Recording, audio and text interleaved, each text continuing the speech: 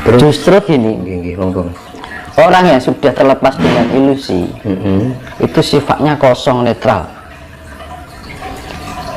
sifatnya tengah, tidak punya rasa khawatir, keterpa masalah tidak mudah bingung, tidak mudah suka, istilahnya tidak mudah bahagia, tidak mudah susah.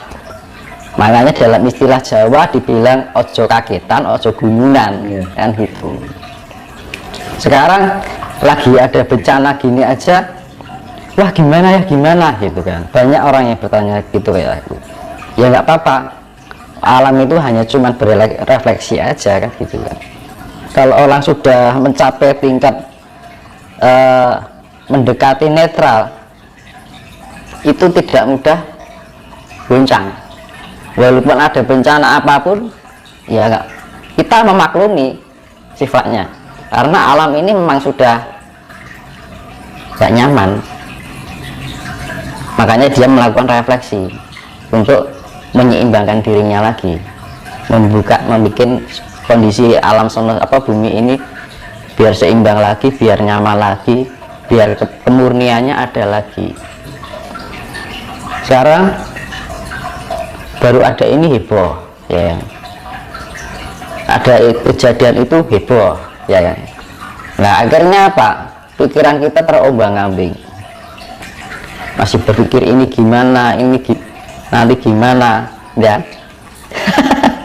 Akhirnya pikirannya tidak rasional, ya kan? Orang kalau sudah bingung, khawatir itu cenderung orangnya tidak berpikir secara rasional. Kalau sudah tidak berpikir secara rasional, akhirnya kesadarannya lemah. Nah gitu, larinya ya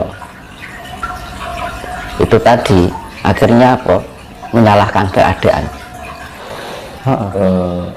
Apakah sekarang ini Mas Binus sudah melihat tanda-tanda bahwa akan tanda-tanda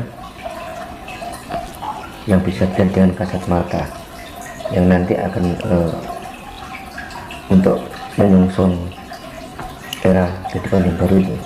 Kalau sekarang sudah tampak Mas tanda-tanda itu? Tampaknya ya alam itu, perubahan alam itu, yang bencana di mana itu kan tampak itu. Berarti itu tanda ya, satu. Tapi justru yang lebih banyak tampaknya tuh yang tidak kelihatan. Karena zaman sekarang itu orang percaya itu nek wis ketok motor yang ngarepe lagi percaya, kan gitu. Kadang-kadang gini, misalkan nih ya, saya tahu yang sifatnya yang non maya ini, ya, ini misalkan secara non maya ini ada energi yang kekuatan ini akan menyebabkan nanti proses terjadinya suatu bencana besar nih. Kita sudah responsif pada getaran-getaran dan vibrasi alam, ya kan, yang tidak bisa dilihat oleh mata lahir. Kemudian saya memberitahukan pada orang lain, misalkan, ya, orang itu tidak percaya. Jarine kuwi itu tidak ada rahasia, itu rahasia Tuhan, tidak ada yang mengetahui. Nah itu loh pikiran yang sempit seperti itu. Kadang kita diberikan potensi atau yang namanya kelebihan pada Tuhan tidak dipakai, kan gitu kadang. Nah gunanya kita mengolah diri itu biar kita bisa merasakan kepekaan kita, merasakan getaran-getaran sesuatu yang akan terjadi. Dulu kita kan juga gitu. Jadi mau akan terjadi itu wes vibrasinya itu bisa dirasakan terlebih sebelum itu terjadi. Nek diane wong Jawa ngerti sak durune winarah. Jadi ya Mas, ilmu baru sak durune winarah. Tapi kadang-kadang kita yang tahu begini, kita memberitahukan orang lain yang mungkin orang itu terlalu kaku ya dengan keyakinan kepercayaannya atau pribadi, yang akhirnya membuat pribadinya juga ikut kaku kan.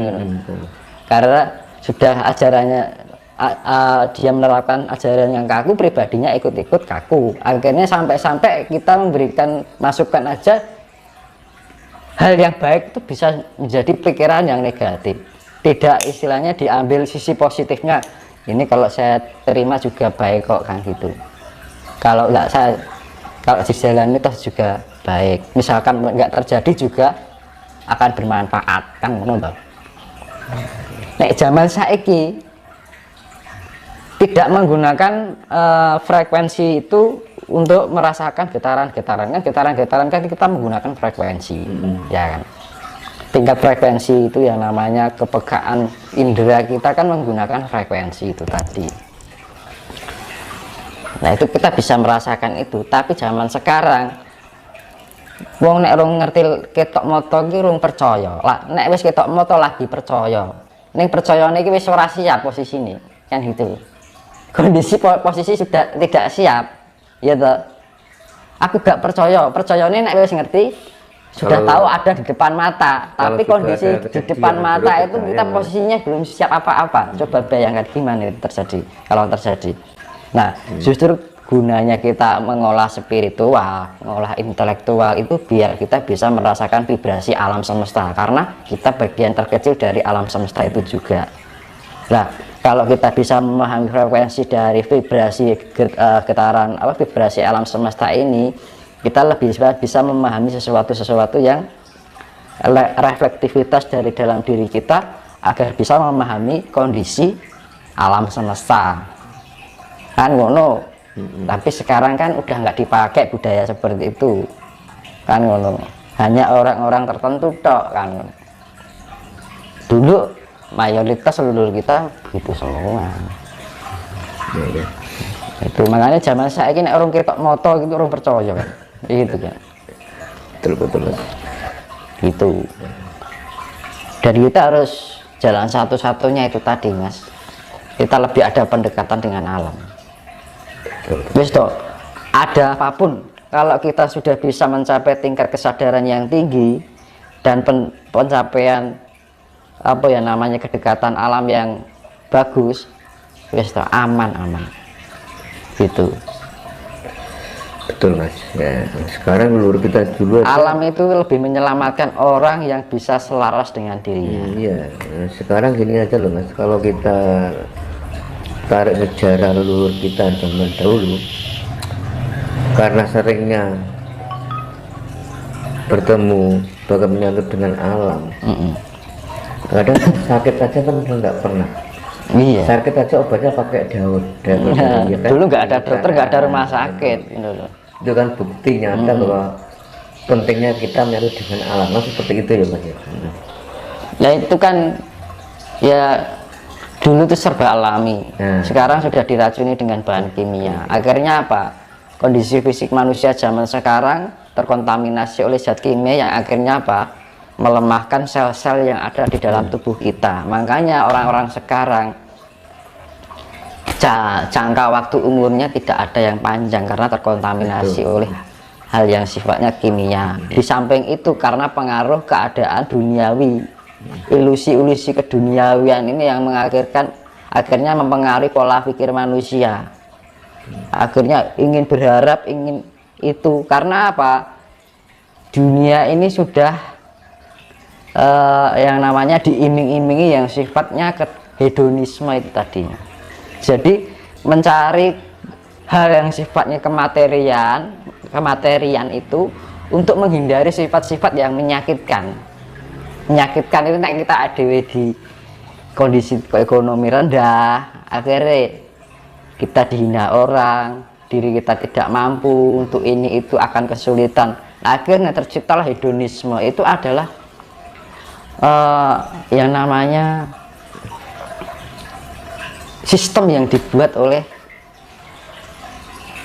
negara yang bukan dari negara kita. Nah itu, dan kita kalau kita akan menuruti dengan gaya hidup seperti itu terus, ya nggak akan terjadi yang namanya perdamaian atau keadilan. Saya keadilan ini kan. Banyak orang susah sana, yang sing seneng saya seneng, sing ora penak saya tindak-tindak, sing sugih saya sugih, sing melarat saya rekoso mesake kan gitu. Nah itu yang sifatnya hedonisme karena pengaruh dari kapitalisme terbangun dari imperialisme, akhirnya terjadilah individualisme dan konsumerisme, ya kan. Akhirnya mengeluarkan produk-produk konsumerisme itu tadi, kita melakukan pembelian, ya kan, meningkatkan gaya hidup, ya kan, bahwa segala sifatnya kematerian itu akan menjadi sebuah peningkatan derajat di dalam diri kita hidup kita di mata manusia tapi bukan di mata Tuhan, kan ngono toh. Iya teman. Saiki orang melihatnya kan ingin diangkat derajatnya di mata manusia, tapi alangkah tipisnya ketika ingin diangkat derajatnya di mata Tuhan.